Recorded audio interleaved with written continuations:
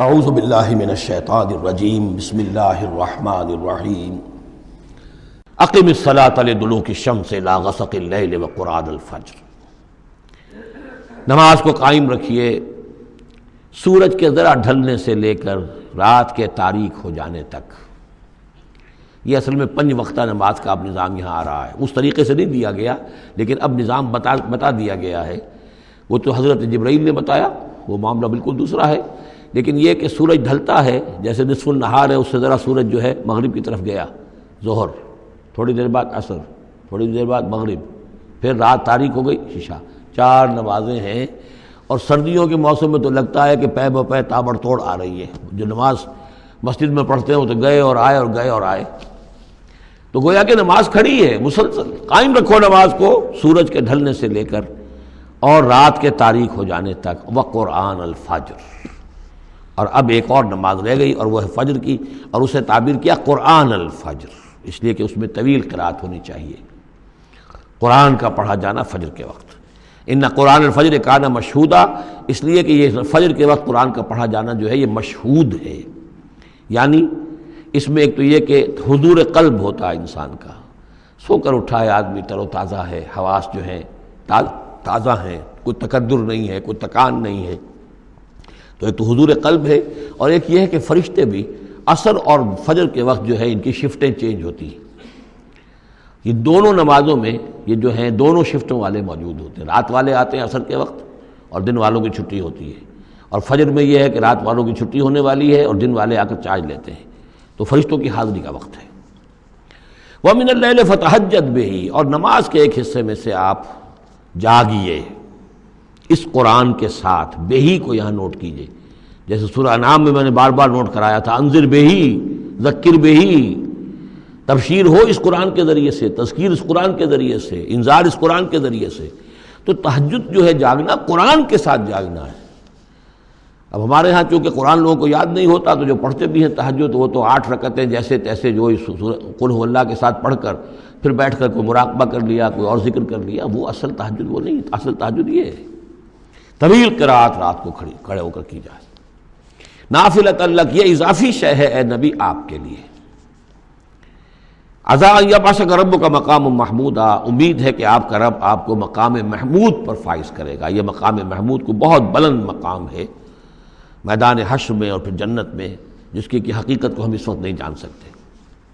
وَقُلْ رَبِّ أَدْخِلْنِي مُدْخَلَ صِدْقٍ وَأَخْرِجْنِي مُخْرَجَ صِدْقٍ۔ اب یہ ہجرت کا حکم ہے جو حضور کو دیا جا رہا ہے، یعنی جب آیا ہے حکم، اجازت آئی ہے، تو ساتھ ہی یہ دعا بھی تلقین کر دی گئی، اور یہ کہیے اے رب میرے مجھے داخل فرما جہاں تو نے مجھے داخل کرنا ہے، یعنی یثرب میں، مدینہ منورہ میں، اس وقت تک اس کا نام یثرب تھا، تو میرا داخلہ جو ہے سچا داخلہ ہو، عزت کے ساتھ داخلہ ہو، اعزاز کے ساتھ داخلہ ہو، مبوع صدق جیسے سورہ یونس میں آیا تھا۔ وَأَخْرِجْنِي مُخْرَجَ صِدْقٍ، اور یہاں مکے سے مجھے نکال، تو یہاں سے نکال باعزت طریقے پر۔ وَاجْعَلْ لِي مِن لَّدُنْكَ سُلْطَانًا نَصِيرًا، اور اب پھر آپ اپنے خزانہ فیض اور فضل سے مجھے سند عطا کیجئے، اختیار عطا کیجئے، حکومت کی طاقت عطا کیجئے۔ یعنی اب جو نیا دور آ رہا تھا، جو آپ جا رہے تھے مدینہ منورہ، تو اصل میں گویا کہ آپ کا استقبال تو وہاں ایسے ہونے والا تھا جیسے بادشاہ کا استقبال ہوتا۔ جاتے ہی وہاں آپ کو وہ حیثیت حاصل ہو گئی کہ اوس اور خزرج کے دونوں قبیلے جو ہیں انہوں نے گویا کہ آپ کو اپنا حاکم تسلیم کر لیا ایک معنی میں، اور یہودیوں کے 3 قبیلوں سے آپ نے جو ہے جا کر معاہدے کر لیے، تو آپ تو فوری طور پر بے تاج بادشاہ ہو گئے۔ اسی کی دعا تلقین کی جا رہی ہے۔ اللہ تعالیٰ نے جو چیز دینی تھی ایک دعا کی شکل میں گویا کہ محمد رسول اللہ صلی اللہ علیہ وسلم کو تلقین فرما دیا۔ وَقُلْ رَبِّ أَدْخِلْنِي مُدْخَلَ صِدْقٍ وَأَخْرِجْنِي مُخْرَجَ صِدْقٍ وَاجْعَلْ لِي مِن لَّدُنْكَ سُلْطَانًا نَصِيرًا۔ وَقُلْ جَاءَ الْحَقُّ وَزَهَقَ الْبَاطِلُ، اور کہہ دیجئے حق آ گیا باطل گیا۔ اگرچہ حق کے آنے میں باطل کے جانے میں ابھی بظاہر تو چند سال ہیں، ابھی 8 سال کے بعد مکہ فتح ہوگا، لیکن یہ کہ عالم امر میں تو فیصلہ ہو چکا اللہ تعالیٰ کے ہاں، تو اس کے لیے جو بھی ہے ٹائم ٹیبل معین ہے۔ قل جاء الحق وزهق الباطل ان الباطل کان زہوقا، یقیناً باطل جو ہے وہ تو ہے ہی بھاگ جانے والی شے، اس کے لیے کوئی صبر اور ثبات ہے ہی نہیں۔ وَنُنَزِّلُ مِنَ الْقُرْآنِ مَا هُوَ شِفَاءٌ وَرَحْمَةٌ لِّلْمُؤْمِنِينَ، اور ہم اس قرآن میں سے دیکھیے کتنی مرتبہ قرآن کا ذکر آ رہا ہے، سب سے زیادہ کثرت کے ساتھ قرآن مجید میں اگر اوسط لگائیں گے تو تو اس ایوریج کے ساتھ قرآن کا ذکر خود قرآن کی کسی صورت میں اتنا موجود نہیں ہے جتنا کہ سورہ بنی اسرائیل میں ہے۔ اور ہم اس قرآن میں وہ چیز نازل فرما رہے ہیں ما ہوا شفاء و رحمۃ للمؤمنین، جو شفا ہے اور رحمت ہے اہل ایمان کے حق میں۔ سورہ یونس کی 2 آیتیں پھر ذہن میں لے آئیے، یا ایھا الناس قد جاءتکم موعظۃ من ربکم وشفاء لما فی الصدور وہدی ورحمۃ للمؤمنین۔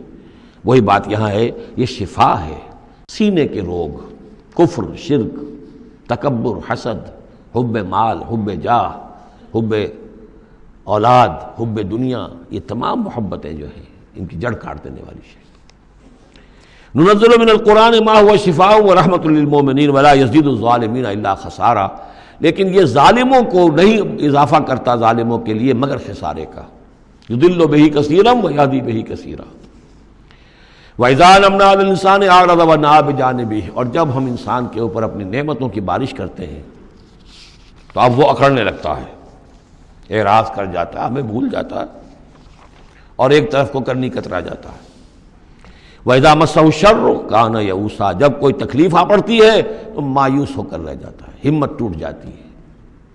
قُلْ كُلٌّ يَعْمَلُ عَلَىٰ شَاكِلَتِهِ، اے نبی کہہ دیجئے ہر شخص اپنے شاکلہ کے مطابق عمل کر رہا ہے۔ یہ شاکلہ کیا ہے؟ اس سے پہلے میں شاید بیان کر چکا ہوں، لا یکلف اللہ نفسا الا وسعہا کے ذیل میں کہ اللہ تعالیٰ نے ہر انسان کی ایک شخصیت کے کچھ حدود ہیں جو معین کی ہوئی ہیں، ان حدود سے وہ تجاوز نہیں کر سکتا، اس کا سارا امتحان انہی حدود کے اندر ہے۔ جو جینز مجھے ملے ہیں، جو جینز آپ کو ملے ہیں، ظاہر بات ہے میرا چوائس نہیں ہے، they are given for me, آپ کے لیے بھی گیون ہے۔ ان میں کیا صلاحیتیں ہیں، کون سی چیز زیادہ ہے کون سی کم ہے، اللہ جانتا۔ پھر یہ کہ جس ماحول میں مجھے پیدا کیا، جس میں آپ کو پیدا کیا، جو حالات میرے تھے جو آپ کے تھے وہ بھی اللہ تعالیٰ کی طرف سے دیے ہوئے تھے۔ ان دونوں چیزوں سے جو شے وجود میں آتی ہے وہ شاکلہ ہے، وہ پیٹرن ہے۔ جیسے کہ آپ کو کوئی دھات جس سے کوئی شے ڈھال کر بنانی ہے تو پہلے اس کا سانچہ بناتے ہیں، اس سانچے میں پھر اس دھات کو اس کو میلٹ کر کے جب اس کو پگھلا کر ڈالتے ہیں تو اسی کی شکل اختیار کر لیتی ہے۔ تو یہ پیٹرن ہے۔ اب اس کے اندر آدمی نیکی کے لیے، بدی کے لیے، جو بھی کرتا ہے، بھلائی کے لیے، اچھائی، اس پیٹرن کے اندر اندر کرے گا، اس سے آگے نہیں جا سکتا، جس کو آپ انگریزی میں کہتے ہیں one cannot outgrow his skin.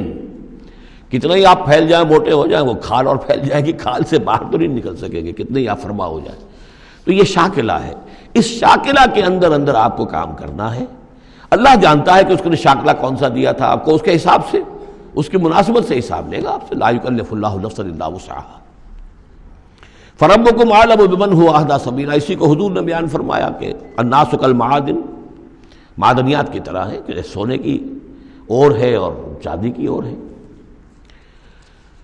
تو تیرا رب خوب جانتا ہے کہ کون ہے وہ کہ جو زیادہ ہدایت پر ہے، راستے پر، راستے کے اعتبار سے۔ وَيَسْأَلُونَكَ عَنِ الرُّوحِ، یہ ان 3 سوالوں میں سے ایک تھا کہ جو پوچھے گئے تھے حضور سے امتحاناً۔ جیسے پہلے ایک سوال کیا گیا تھا کہ یہ بنی اسرائیل مصر کیسے پہنچ گئے، کیا ماجرا تھا ان کے پہنچنے کا، ایسے ہی یہ 3 سوال ایک مرتبہ انہوں نے پوچھوائے تھے یہودیوں نے، یہود کے علماء نے، کہ یہ محمد نبوت کا دعویٰ کر رہے ہیں تو آپ لوگ پوچھئے ان سے ذرا۔ پہلی بات تو یہ پوچھئے کہ روح کی کیا حقیقت ہے، دوسرے یہ ذوالقرنین کون تھے، ان کے کیا حالات تھے، تیسرے اصحاب کہف کون تھے۔ تو اصحاب کہف اور ذوالقرنین کے سوالوں کا جواب سورہ کہف میں ہے جو اگلی سورت ہے۔ روح کے بارے میں یہاں مختصر جواب دیا جا رہا ہے۔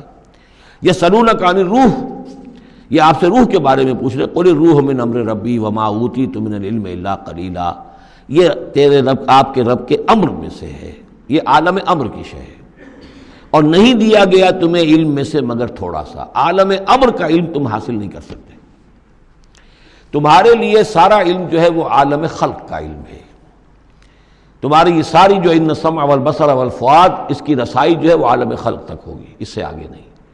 عالم امر کی باتیں جو ہیں ان میں عالم غیب ہے، وہ تمہارے لیے اس پر تمہیں ایمان بالغیب لانا ہوگا۔ الذین یؤمنون بالغیب ویقیمون الصلاۃ ومما رزقناہم ینفقون۔ ہاں یہ جان لو کہ یہ اس عالم خلق کی شے نہیں ہے، یہ روح جو ہے کچھ اور شے، کہیں اور سے آئی ہے، یہ عالم امر کی شے ہے۔ عالم امر جیسا کہ میں نے عرض کیا، یا فرشتے عالم امر سے متعلق ہیں، یا ارواح انسانیہ، یا ان کی کمیونیکیشن جو ہوتی ہے، فرشتہ جب بات کرتا ہے تو وہ روح جس کو ہم کہتے ہیں وحی، وہ بھی روح ہے۔ تو یہ 3 چیزیں ہیں کہ جن کا تعلق عالم امر سے ہے، اور روح انسانی بھی انہیں میں شامل